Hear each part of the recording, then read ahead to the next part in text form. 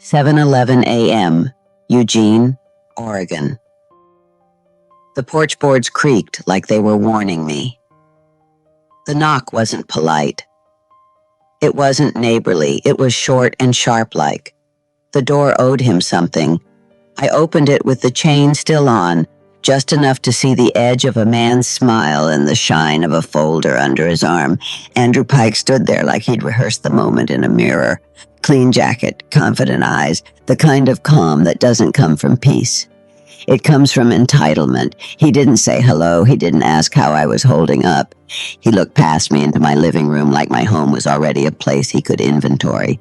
Then he said it slow, clear, cruel enough to stick in the air. "You don't live here anymore." For a second, my body tried to shrink and apologize. Maybe he meant it another way. But the folder in his hand didn't look like another way. It looked like a weapon made of paper. Behind him, the morning was damp and gray. A thin drizzle darkened the walkway. My wind chimes barely moved, but they made one small sound, like a nervous breath. Andrew's eyes didn't blink much. He watched my face the way someone watches a lock, waiting for it to pop. "I beg your pardon?" I said, keeping my voice calm. He lifted the folder slightly, almost playful. "It's recorded," he said. "The deed. It's done." And right then, before I even understood what done meant, I felt it. The cold shift. The moment your own front door stops feeling like protection and starts feeling like a line in a fight. 7:19 a.m., Eugene, Oregon. The kitchen smelled like toast and disbelief. I closed the door, chain still on, and I didn't turn my back to it. I stood in the entryway like the house needed my body to remember it was mine. My slippers were warm. The floor beneath them was familiar. The refrigerator hummed. Everything ordinary, except the sentence Andrew left on my porch. "You don't live here anymore." My hands moved without permission, one to my chest, one to the light switch like turning on a lamp could turn on safety. The yellow kitchen light filled the room. My dish towel hung exactly how I hang it, folded at the corner like my mother taught me. I wanted to believe those small things could argue with paperwork. I looked at the hook by the pantry where I keep my spare house key. It had a little blue ribbon tied to it, faded soft at the edges. My late husband tied it there years ago so I wouldn't lose it. He used to say, "If anything ever happens to me, you'll never be locked out of your own life." Outside, Andrew knocked again, 2 quick taps. Not a question, a command. I didn't answer. I peeked through the curtain seam. Andrew was still there, waiting like time belonged to him. The folder was tucked under his arm like a menu. He checked his phone, then looked up at my house the way someone looks at property they expect to inherit. My stomach went cold, but my mind stayed clear. This is not a misunderstanding. This is a move. And the scariest part wasn't Andrew on my porch. The scariest part was the thought that paper, some stamped, recorded, official-looking paper, might actually be able to tell an old woman to disappear. 7:36 a.m., Eugene, Oregon. The past came back in quiet pieces. This house wasn't a gift. It wasn't a lucky break. It was 30 years of steady work stacked into wood and nails. My husband, Ray, wasn't a loud romantic. He loved in practical ways, fixing a loose hinge before it squeaked, paying the mortgage early when overtime came through, writing dates on the back of photos because time matters. When we bought this place, we sat at the kitchen table with a yellow pad and a calculator. The rain tapped on the window like it was listening. Ray tapped the pencil against the numbers and said, "If one of us gets sick, the other one still needs a roof." He didn't say it to frighten me. He said it the way you say weather inevitable, so you prepare. We planted roses by the porch because I wanted something gentle at the entrance. We repainted the living room ourselves, blue tape everywhere, our hands stained and tired, but happy. The house became our timeline. The scuff on the hallway baseboard from the year my grandson crashed his toy truck. The dent in the entry table from the Christmas I dropped a ceramic dish and laughed until I cried. Then Ray got sick. Not overnight, slow. A cough that became tests, tests that became appointments, appointments that became that quiet word doctors use when they're trying not to frighten you. Progression. Near the end, Ray kept everything organized, papers in folders, a little fireproof box in the closet, notes on sticky pads in his careful handwriting. He didn't leave me a surprise. He left me instructions because love to him was making sure I could stand after he was gone. 8:04 a.m., Eugene, Oregon. Andrew's help started long before the porch. Andrew Pike was the kind of man who called himself a problem solver. He'd say it with a grin, like it was charming. I know people, he'd tell me. I can handle paperwork. I can make things easy. Easy is the word men use when they're trying to hurry you. The first red flag was how often he brought up the house. Not memories, not Ray. The house. It's a lot for you, he'd say, looking at the roof line like he was measuring it. Taxes are crazy now, insurance too. You sure you can manage all that? The second red flag was isolation, soft and sneaky. You don't need to bother lawyers, he'd say. They just take your money. We'll keep it in the family. Family. That word can be warm. That word can also be a rope. The third red flag was speed. Sign it today. Do it before the county raises fees. Let's not waste time. He loved urgency, the way some men love control, because urgency makes you careless. 2 months before Ray died, Andrew stopped by with groceries. He stood in my kitchen smiling too fast and asked, "Is Ray's paperwork all set?"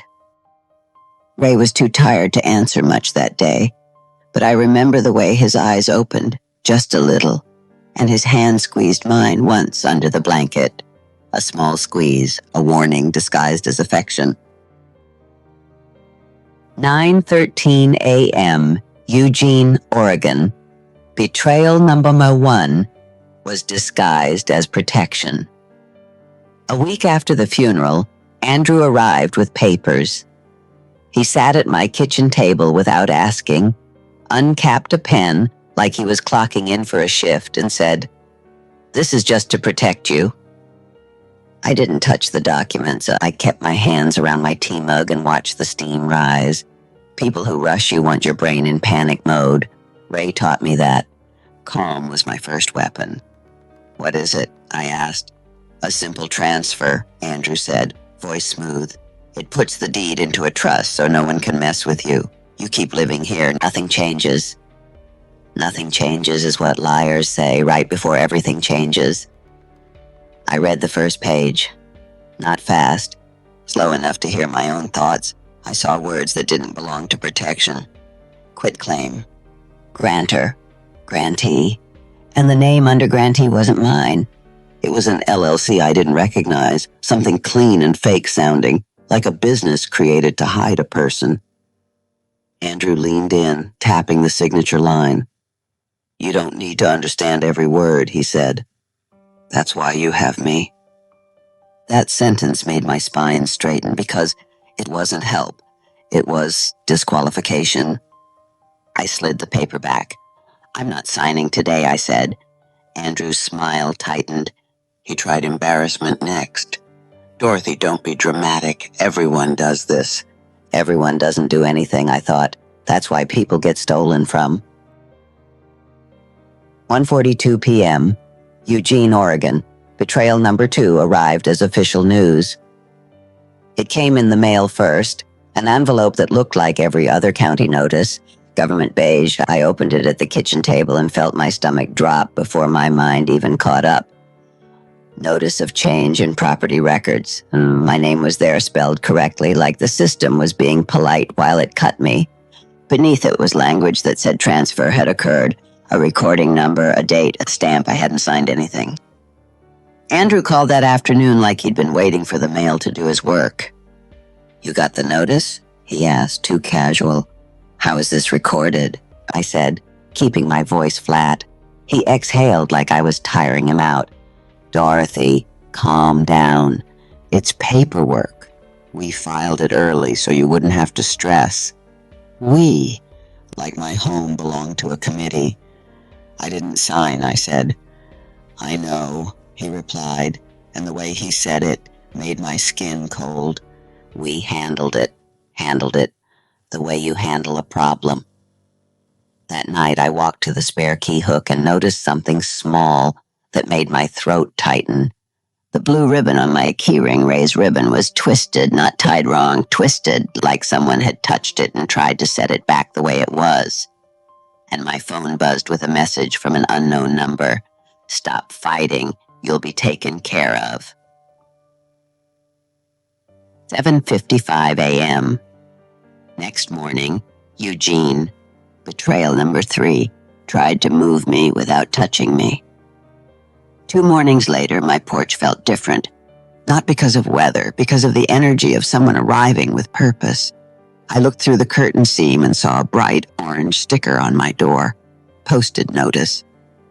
My breath went shallow, but I forced my shoulders down. Fear rises like heat.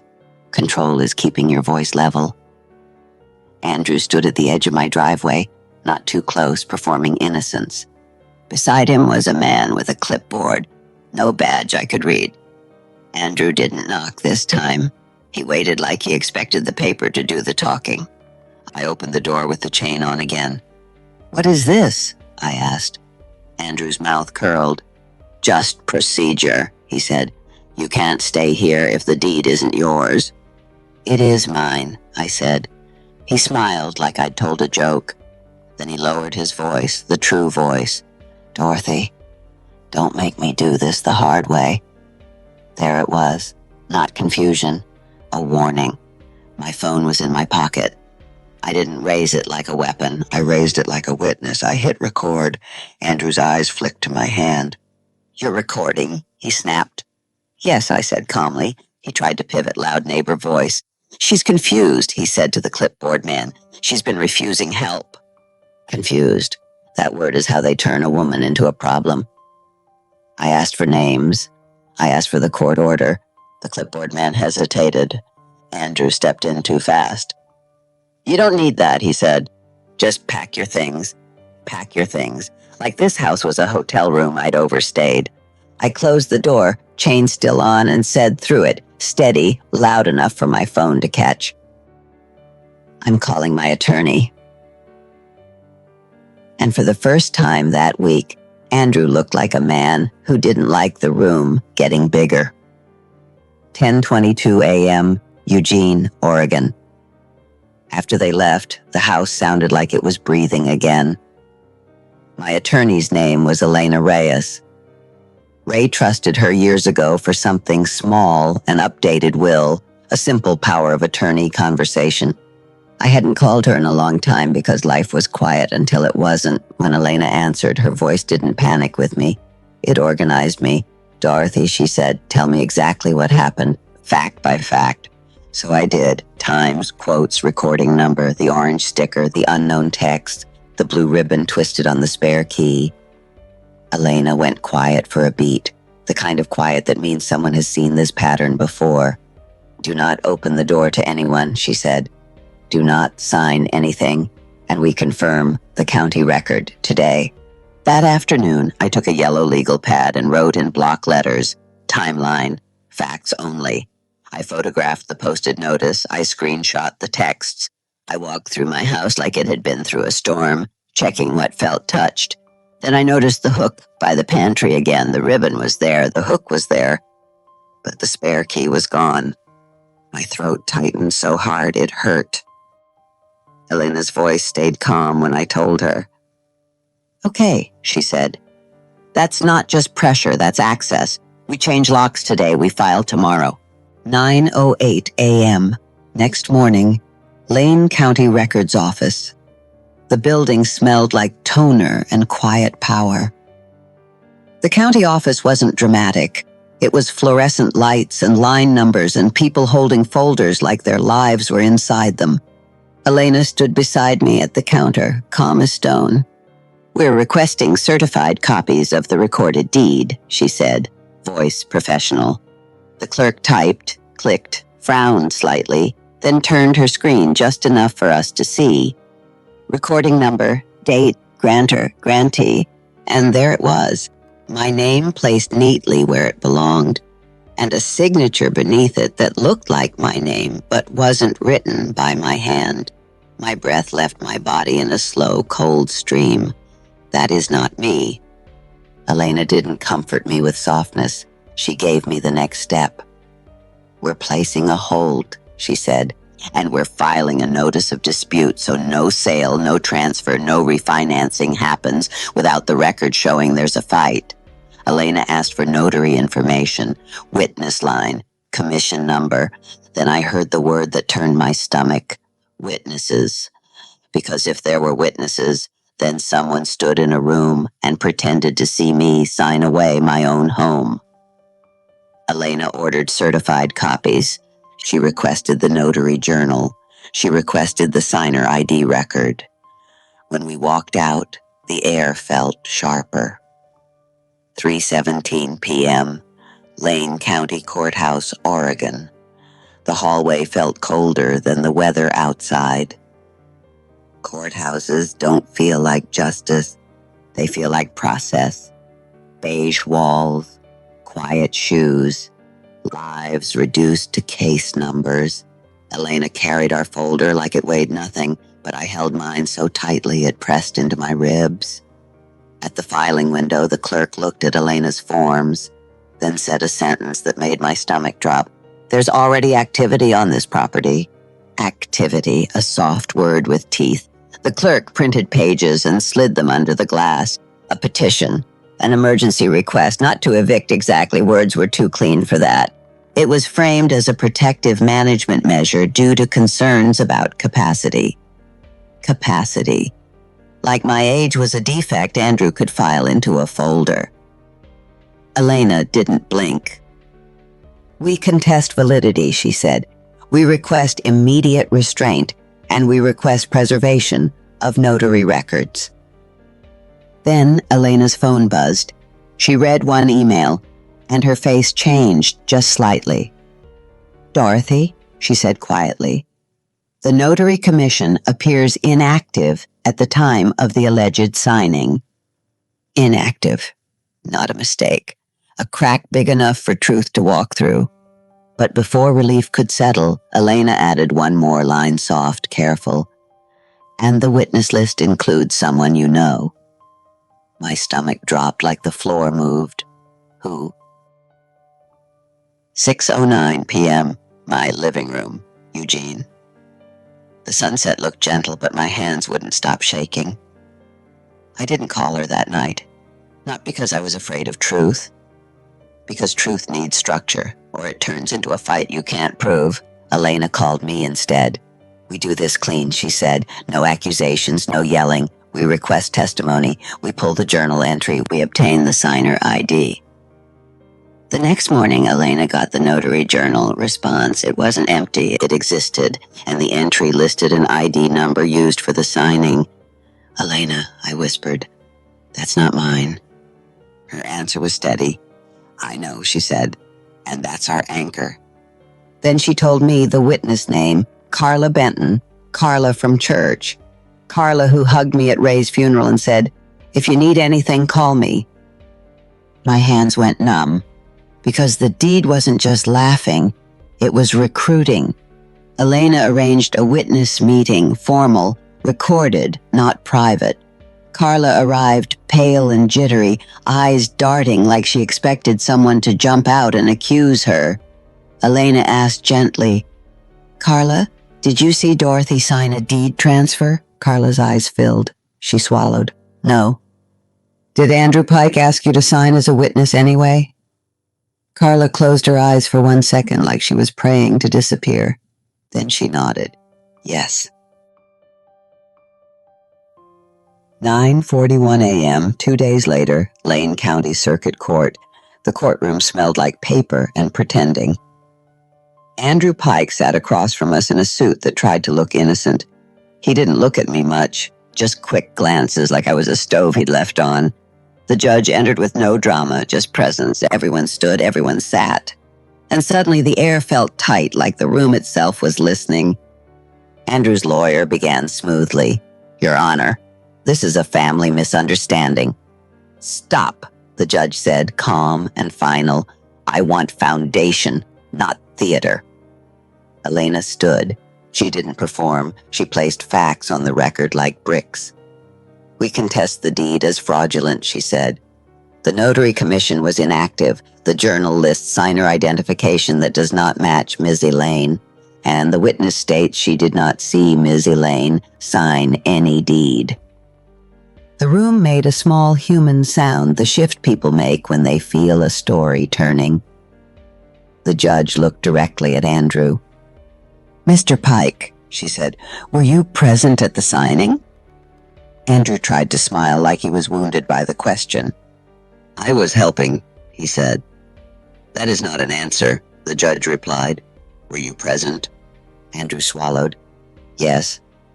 "And the notary was the notary present with Miss Elaine?" Andrew's lawyer tried to speak. The judge lifted a hand. "I asked him." Andrew's voice came out too quick. "Yes." The judge read the records Elena submitted, slowly, like she was measuring the weight of each lie. Then she looked up. "Explain how an inactive notary notarized a deed," she said, "and explain why the signer identification does not match." Andrew's jaw tightened. He leaned toward his lawyer, whispering hard private pressure, the old habit. 11:06 a.m., Court Hallway, Oregon. Procedure is humiliation for people who live on chaos. The judge issued a temporary order first. No transfer, no sale, no interference, no contact outside counsel. Then she set a date for further review and referred the matter for investigation of fraudulent filings. Referral. That word drained color from Andrew's face. In the hallway, Andrew tried one last move. He stepped too close, voice low, bitter. "You think you won?" I didn't give him a scene. I simply said, "You didn't take my house. You tried to take my reality." Elena's eyes sharpened. "Mr. Pike," she said, "step back. No contact." A court officer drifted closer, not dramatic, just present. Andrew's posture shifted. He wasn't powerful anymore. He was exposed.